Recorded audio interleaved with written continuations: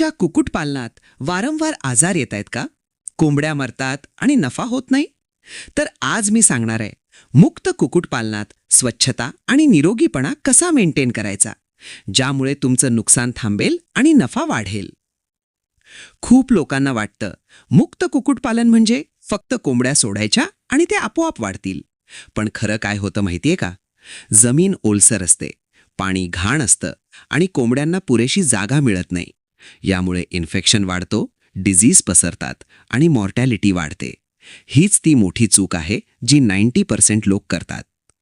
जर तुम्हाला निरोगी कुक्कुटपालन करायचं असेल तर सर्वात आधी लक्ष द्या स्वच्छतेवर. पिण्याचं पाणी नेहमी स्वच्छ आणि ताजं ठेवा. पाण्याची भांडी रोज धुवा.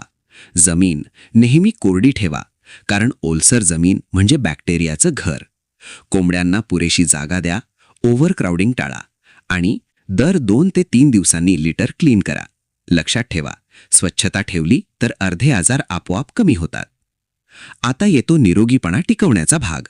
कोंबड्यांना वेळेवर फीडिंग द्या. बॅलन्स डाएट खूप महत्त्वाचा आहे.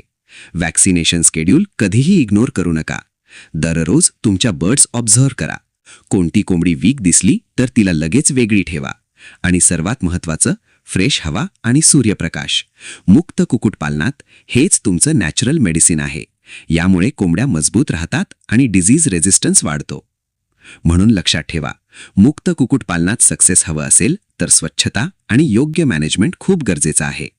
जर तुम्ही कुक्कुटपालन करत असाल तर कमेंटमध्ये येस नक्की लिहा आणि अजून अशा प्रॅक्टिकल माहितीसाठी आत्ताच फॉलो करा.